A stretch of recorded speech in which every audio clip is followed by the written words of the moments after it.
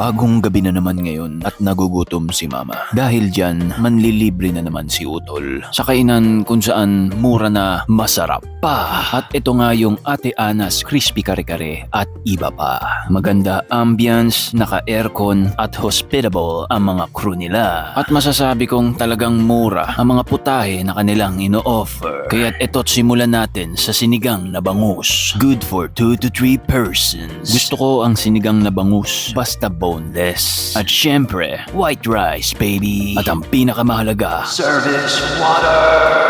Masarap itong sinigang nila. Tamang-tama yung alat at asim. Naamoy ko rin dito yung bango ng patis. And by the way, may luya nga pala ito. Pero ang pinakamahalaga sa lahat, wala akong nakaing tinik. Thumbs up. Dito naman tayo sa Star of the Night, Crispy Kare-Kare. Grabe, kung mahilig ka sa bagnet, siguradong magugustuhan mo ito. Ang sarap, crispy, bagong luto at mainit. Mapapamawi-wawi, bold ni Wally ka talaga sa sarap. At ang kakaiba dito sa kare-kare nila, parang may gata. Masasabi mo talagang special kare-kare siya at hindi siya pangkaraniwan. First time ko makatikim ng ganitong timpla. So good!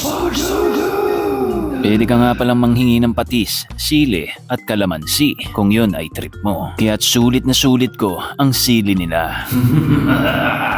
Dako naman tayo dito sa isa pang malupit. Crispy binagoongan. Ang gaganda rin ng tipak ng mga bagnet nito. At yung bagoong niya ay manamis-namis. Hindi naman siya ganun kaalat kaya masarap siyang kainin kasama ang kanin. Crispy, malambot at gaya nung sa kare-kare. Pero hinay-hinay lang syempre. Nakaka-breakout na malupit ito. And last but not the least, mix bihon canton. At syempre, hindi mawawala ang crispy bagnet. Masarap din itong pansit nila. Malinamnam at hindi nakakaumay kainin. Mahilig ako sa Mickey Bihon, kaya thumbs up sa akin din ito. At yun ang mga sulit na mga pinagkakakain namin ngayong gabi. Malamang sa malamang ay kami babalik dito upang muling kumain. Dahil talagang sulit at mura ang kanilang mga pagkain. Siguro ang tanging negative na masasabi ko lang ay yung kanin nila. May maliliit na butil na parang bato yung nai-serve sa amin. Yun lang, but overall, highly recommended ko ang kainan na ito. Bukod sa masarap na,